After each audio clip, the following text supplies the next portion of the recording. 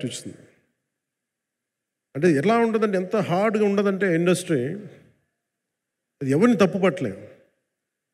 ఒకప్పుడు ఆయన వెంట చుట్టిన నిర్మాతలు, ఆయన వెంట తిరిగిన డిస్ట్రిబ్యూటర్స్, హీరోస్ అందరికి అలాంటి వాళ్ళకి ఒక నిర్మాతగా ఆయన తపన పడుతుంటే నాకు అంటే ఆయన కోసం ఖుషి తీస్తున్నప్పుడు కానీ ఆయనతోటి ఎంత సౌకర్యం ఇచ్చారంటే, అసలు మాకు 1 month ముందు ప్రీ ప్రొడక్షన్ అయిపోయి నాకు అంత సౌకర్యాన్ని ఇచ్చారు. నేను కంపోజ్ చేసిన యాక్షన్ సీక్వెన్సెస్ కానీ ఫైట్స్ కానీ ఖుషీకి నాకు ఆల్రెడీ ఒక 1 month 1.5 month థియేటర్ నాకు ఇచ్చేసి, మన సురేష్ ఎఫెక్ట్స్ థియేటర్ మొత్తం ఇచ్చి నాకు అంత లగ్జరీ ఇచ్చిన వ్యక్తి ఆయన నలిగిపోతుంటే నాకు నిజంగా చాలా బాధేస్తుంది. ఒకసారి it is not about money, it's not about success, it's about standing by hmm you trust, who stood for the people and who stood for the industry. నాకు ఎందుకు ఇది మీతో పంచుకోవాలనిపించింది. సినిమా ఎంత విజయం ఇది నాకు నిజంగా తెలియదు, ఎందుకంటే నేను ఇట్లా అనుకోవచ్చు ఇంకోలా, కానీ ఒక్కటి మటుకు చాలా సిన్సియర్గా చెప్పగలను. Krish came out with very good concept, చాలా హై కాన్సెప్ట్ పట్టుకొచ్చారు. కొంత వ్యక్తిగత కారణాలు, కొన్ని ప్రొఫెషనల్ కారణాలు ఆయన ప్రాజెక్టుకి బయటికి వెళ్ళినా కానీ దీన్ని ఫౌండేషనల్ వర్క్ చేసిన క్రిష్ గారికి మనస్ఫూర్తిగా నా హృదయపూర్వక ధన్యవాదాలు తెలియజేస్తాను మా అందరి తరఫున. అలాగే తర్వాత స్టెప్ ఇన్ అయింది మన జ్యోతికృష్ణ గారు. నేను ఖుషి సినిమా చేస్తున్నప్పుడు అప్పుడే లండన్ ఈ ఫిల్మ్ మేకింగ్ కోర్స్ చేసి మన డైరెక్షన్లో ఇన్స్టిట్యూట్ అంతేనా డైరెక్షన్ ఫిల్మ్ మేకింగ్ కోర్స్ చేసి అప్పుడే గ్రాడ్యుయేట్ అయ్యి వచ్చి అప్పటి నుంచి ఉన్నప్పుడు బట్ యాక్చువల్ తనతో మాట్లాడుతుంటే మోస్ట్ సెన్సిబుల్ డైరెక్టర్ అనిపించారు. ఈ ఒక టైంలో ఏమనిపించిందంటే, బయట ఉన్న మాటలు కానీ అసలు సినిమా వస్తుందా లేదా బయటికి అని ఉండేది. కానీ మాకు ఎప్పటికప్పుడు నీరసం పడిపోయినప్పుడల్లా నాకు నీరసం వచ్చేసేది. సినిమా అవుద్దా అవ్వదా అనుకున్నప్పుడల్లా దీనికి ప్రాణవాయువునిచ్చిన వ్యక్తి కీరవాణి గారు. ప్రతిసారి నేను వర్క్ చేసి నేను ఎందుకంటే సినిమా చివరిదాకా నేను నమ్మను ఎప్పుడు. నేను ఒక సినిమాని నేనేం నమ్ముతాను, చిన్నప్పటి నుంచి వెరీ ఫార్మేటివ్ ఇయర్స్లో నుంచి కూడా ఒక మంచి సినిమా గురించి నువ్వు మాట్లాడక్కర్లా, రిలీజ్ అయితే బాగలేకపోతే ఎలాగ మాట్లాడక్కర్లా. అందుకే నేను ఎప్పుడు సినిమా క్వాలిటీ మీద దృష్టి పెడతాను తప్ప ఇంక మిగతా వాటి మీద మాట్లాడను. అందుకే నాకు ఎప్పుడు ఈ మాట్లాడటం అనే దాని మీద ఎప్పుడు దృష్టి పెట్టలేం. కానీ ఫస్ట్ టైం ఈ సినిమాకి చాలా అవసరం అనిపించింది. ఎందుకంటే ఒక నిర్మాతలు కనుమరుగవుతున్న ఈ సమయంలో ఒక బలమైన సినిమా తీసి ఒడిదుడుకుల్ని తట్టుకోగలిగి ఒక నిర్మాత కనుమరుగవ్వకూడదు. ఆయన పక్కన ఏది ఉండాలో అండగా ఉండాలని చెప్పేసి నేను అన్నీ వదిలి, ఇంత బిజీ షెడ్యూల్స్ అన్నీ వదిలేసి, ఒకవైపు నన్ను నా ప్రత్యర్థులు తిడుతున్నా కానీ, సినిమాలకు వెళ్ళిపోయిన తిడుతున్నా కానీ, ఇదేంటంటే నాకు అన్నం పెట్టింది ఇది నాకు నా సినిమా పరిశ్రమ. అంటే ఇక్కడున్న మిత్రులందరూ కూడా చాలామందికి నేను ఇండివిజువల్ ఇంటర్వ్యూస్ ఇచ్చాను. నేను చాలాసార్లు నాగేంద్ర కానీ మీరు కానీ చాలామందికి, వీళ్ళందరికీ చాలామందికి నేను వ్యక్తిగతంగా తెలుసు. కాకపోతే నాకంటే సినిమా అంటే నేను సినిమా గురించి ఎక్కువ చెప్పలేక ఎక్కువ మాట్లాడలేను. కానీ బట్ నాకు నిజంగా సినిమా మీద అపారమైన గౌరవం, సినిమా మీద అపారమైన ఆసక్తి, నాకు ప్రాణవాయువు అది. Story telling is a necessity for all each and every individual. So cinema అది మనకు కల్పిస్తుంది, సినిమా మనకి అలాంటి. కానీ ఈ సినిమా ప్రత్యేకించి చాలా ఛాలెంజింగ్ సర్కమ్స్టాన్సెస్లో, చాలా ఒడిదుడుకుల్లో, యాడ్వర్స్ కండిషన్స్లో కూడా మనస్ఫూర్తిగా దీన్ని ముందుకు తీసుకెళ్ళి, ఆర్థిక ఇబ్బందులు ఎన్ని వచ్చినా కానీ, అంటే నాకు పొలిటికల్గా పేరు ఉండొచ్చు, దేశవ్యాప్తంగా నేను తెలిసి ఉండొచ్చేమో, కానీ సినిమా పరంగా వచ్చేటప్పుడు నేను చాలా హీరోస్తో కంపేర్ చేస్తే వాళ్ళందరికంటే చాలా తక్కువ నేను. సో దానికి ఉండే ఇబ్బందులు దానికి ఉంటాయి. మిగతా వాళ్ళకి బిజినెస్ అయినందుకు నాకు బిజినెస్ అవ్వదు, వాళ్ళకి వచ్చినందుకు నాకు రాకపోవచ్చు. ఎందుకంటే నా దృష్టి, నా కాంపిటేటివ్నెస్ ఎప్పుడు నేను సినిమాల మీద పెట్టలేదు. నేను ఇప్పుడు సొసైటీ పొలిటికల్ ప్రాసెస్ పెట్టాను, కానీ ఎప్పుడు సినిమా మీద నేను ఎంత ఉండాలనేది నేను ఎప్పుడు పెట్టలేదు. నేను ఎప్పుడు చాలాసార్లు మన నాగేంద్ర కానీ మిగతా మన సూపర్ హిట్ మన కీర్తిశేషులు బిఆర్ రాజు గారు చనిపోయారు, ఇంటర్వ్యూస్లో కూడా ఉంటుంది.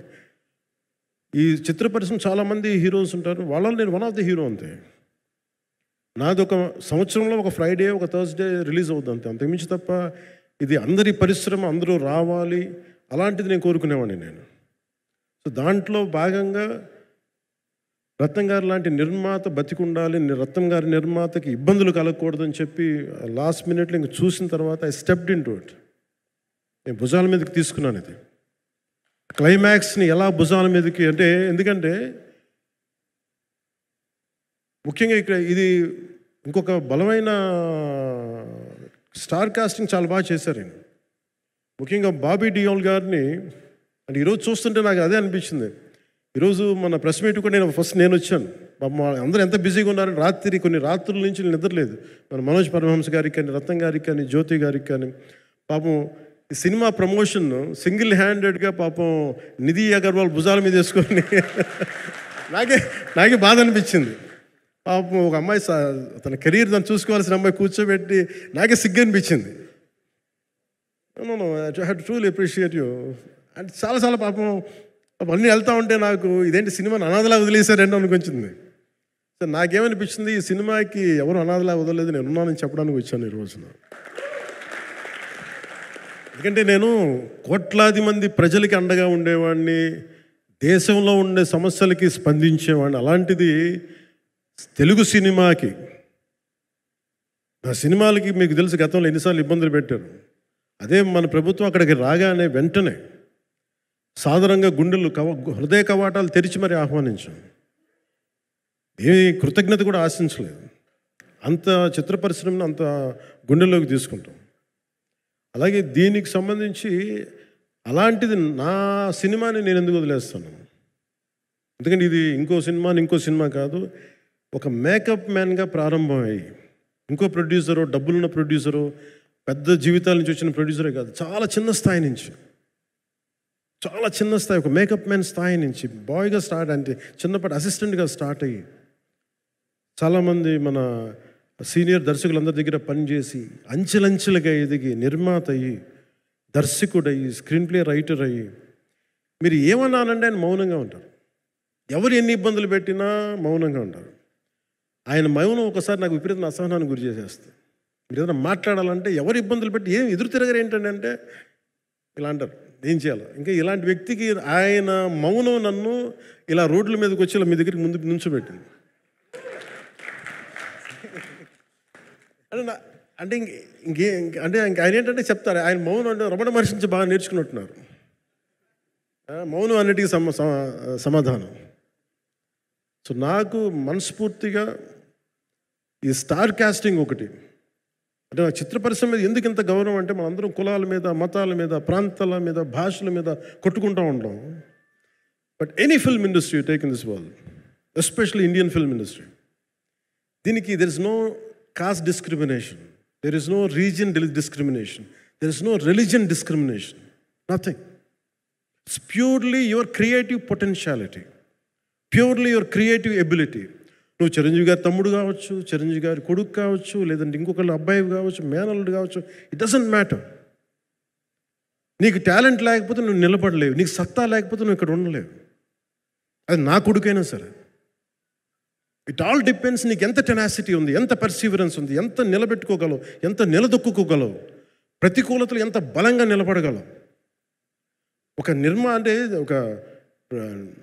నిర్మాత సినిమా తీయడం అంటే ఒక యజ్ఞం చేయడం లాంటిది. తిట్లు తినాలి, ఇబ్బందులు పడాలి, అన్నీ పడిన తర్వాత ఫైనల్ డబ్బులు మిగిలితే కూడా తెలియదు. ఇలాంటి పరిస్థితుల్లో నాకేమనిపించిందంటే, ఈయన పడ్డ కష్టం చెప్పాలనిపించింది ఈ రోజున. ఈ ప్రెస్ మీట్ తాలూకు ముఖ్య అంశం, ఒక చిన్న స్థాయి నుంచి వచ్చిన వ్యక్తి నిర్మాతగా ఎదిగి, ఆయనకున్న పాపం ఆయన మంచితనం ఆయన్ని శాపంగా అవ్వకూడదని చెప్పి ఒక ఉద్దేశంతో ఆయన మంచితనం చెప్పాలి, ఆయన ఒక మంచి సినిమా చేశారని చెప్పడానికి నేను ఈ రోజున మీ ముందుకు వచ్చాను. ఎందుకంటే నేనేం నమ్ముతానంటే, సినిమా బాగుంటే ఎలాగో చూస్తారు, దీని గురించి చెప్పక్కర్లేదు. సినిమా బాగాలేకపోతే ఎలాగో చూడరు, మీరు ఎంత పబ్లిసిటీలు చేయండి ఇవన్నీ అనుకోండి. అందుకే నేను పెద్ద ఎక్కువ మాట్లాడక ప్రయత్నం చేయను. కానీ ఈ పర్టికులర్ రోజు మటుకు, ప్రత్యేక ఈ రోజు మటుకు ఆయన పడ్డ కష్టం ఈ సినిమాకి, అలాగే ఒక్కొక్క కాస్టింగ్ ఆయన చేసింది, దీనికి నేను క్రిష్ గారిని కూడా చాలా మనస్ఫూర్తిగా అభినందిస్తున్నాను. ఎందుకంటే ఆయన కూర్చున్నప్పుడు ఎంతమందిని పెట్టాం, ఒక ఔరంగజేబ్గా మిగతా నటులు ఒకళ్ళిద్దరు యాక్టర్స్ని పెట్టి కూడా ఒకళ్ళ చేత యాక్ట్ చేయించాం ఒకళ్ళ చేత. కానీ Bobby Deol so apt for Aurangzeb. ఎంత కన్విక్షన్తో చేశాను. అప్పటికి ఆయనకి ఇంకా ఆయన చేసిన హిందీ సినిమాలు కూడా రాలేదు ఇంకా ఆయనకి. ఎంత కన్విక్షన్తో చేశారంటే నాకు నిజంగా ఆయనతో యాక్ట్ చేయడం చాలా ఆనందాన్ని ఇచ్చింది. సో అలాంటి బాబీ డియోల్ గారిని మొత్తం pan India. Manoj Paramahamsa was roped in last. ఇంకా సినిమా ఎట్లా మనం అయిపోవాలి, నేను పాలిటిక్స్కి వెళ్ళిపోయిన తర్వాత డిప్యూటీ సీఎం బాధ్యతలు తీసుకున్న తర్వాత అందరికీ అయిపోయింది. సినిమాలు చేయలేడు ఇతను, ఎలా చేస్తాడంటే నాకు తెలుసు కష్టం అని. నేను ఎలా చేశాను ఈ సినిమా అంటే పొద్దున్న 2 గంటలు చేసామండి. బ్రేక్ఫాస్ట్ టైము, లేదంటే నా ఎక్సర్సైజ్ టైంని కొంచెం మిడ్ నైట్గో లేదంటే ఎర్లీ మార్నింగ్ 4 గంటలు పెట్టుకొని ఆ 2 గంటలు ఏమి దొరుకుద్దో ఆ 2 గంటలు ఇస్తే జ్యోతి, మనోజ్ గారు, మన రత్నం గారు వీళ్ళు కూర్చొని ప్లాన్ చేసి, అది కూడా నా ఆఫీస్కి, నా పార్టీ ఆఫీస్కి కూతవేటు దూరంలో ఉన్న ఒక మా స్నేహితులు ఒక వాళ్ళ గోడౌన్ ఉంటే అక్కడ కూర్చొని షూట్ చేసాం. ఎంత మండుటెండంటే అసలు దాంట్లో కూర్చొని మ్యాట్ వర్క్ చేసి మీరు ఫైనల్ రిజల్ట్స్ చూస్తే ఇది ఇక్కడ చేశారంటే అంత ఆశ్చర్యం అనిపిస్తుంది. Hats off to Manoj Paramahamsa గారు. అండ్ ఈ సీన్స్ అన్నిటికీ ప్రీ విజువలైజేషన్, ప్రతి సీన్ చేయబోయే ముందు అసలు నాకు ఏమనిపించిందంటే సినిమా చేయగలమా లేదనని పరిస్థితుల్లో జ్యోతికృష్ణ గారు ముందుకు వచ్చి నాతో మాటలు నేను చెప్పలేదని, ఇది ఇలా చేస్తాం అలా చేస్తాం ఏం చెప్పలా. ఏమి చేయబోతున్నాడో ఎవ్రీథింగ్ వాజ్ ప్రీ విజువలైజ్డ్. ఈ సీన్ ఇలా ఉండబోతుంది, ఈ చేయబోయే సీన్ ఇలా ఉంటుంది. నాకు దాని మీద ఆత్మవిశ్వాసం కలిగింది. నాకు లేదు, ఒక సత్తా ఉన్న దర్శకుడు, తెలుగు చిత్ర పరిశ్రమకి సైజ్ తీయగలిగేవాడు, మంచి సాలిడ్ ఎడిటింగ్ సెన్స్ ఉన్నవాడు, మ్యూజికల్ సెన్స్ ఉన్నవాడు. అలాంటి వ్యక్తికి మనోజ్ పరమహంస గారు తోడారు. వీళ్ళిద్దరు కాంబినేషన్లో రత్నం గారి అనుభవంతో ఈ రోజున ఒక మంచి ప్రోడక్ట్ అయితే తీసుకొచ్చాం.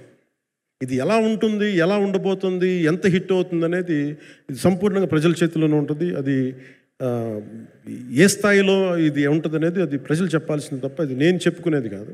బట్ నా వరకు నేను ప్రత్యేకించి నేను వ్యక్తిగతంగా చేసింది ఈ సినిమాకి అపార్ట్ ఫ్రమ్ యాక్టింగ్ కాంట్రిబ్యూషన్, నేను ఏ సినిమా చేసినా ప్రతి సన్నివేశంలోనూ ప్రతి సాంగ్ అండ్ డాన్స్లో కూడా కొన్నిసార్లు నేను చేయలేక, నేను ఒక రిలక్టెంట్ యాక్టర్లో ఎలాగో టెక్నీషియన్గా కూడా నాకేంటంటే సుస్వాగతం సినిమాలో నన్ను తీసుకెళ్ళి వైజాగ్లో బస్సు మీద ఎక్కించి డ్యాన్స్ చేయమన్నాను. చచ్చిపోయాను డ్యాన్స్ చేయలేక. ఇంకా మిగతా వాళ్ళకి ఎంత తేలికైన డ్యాన్స్ నాకు చేయాలంటే నేను గింజుకుపోయి నేను అనుకున్నాను ఈరోజు ఇంక సినిమాలు మానేస్తాను చెప్పి మా వదినికి ఫోన్ చేసి కూడా చెప్పాను, చాలా పర్యాలు చెప్పాను. అలాంటి అందుకని నాకేంటంటే సాంగ్ అండ్ డ్యాన్స్ కూడా నేను ఎలా చేయగలను దానికి అనుకోగా నేను ఎత్తుక్కుంటాను. అలాగే యాక్షన్ సీక్వెన్స్ కూడా రియల్ లైఫ్లో కొడితే ఎలా ఉంటుంది, మార్షల్ ఆర్ట్స్లో సాధన ఉన్నవాడిని, ఈ లాట్ ఆఫ్ వర్క్షాప్స్, ఈ మార్షల్ ఆర్ట్ వర్క్షాప్స్ చేసిన వాడిని కాబట్టి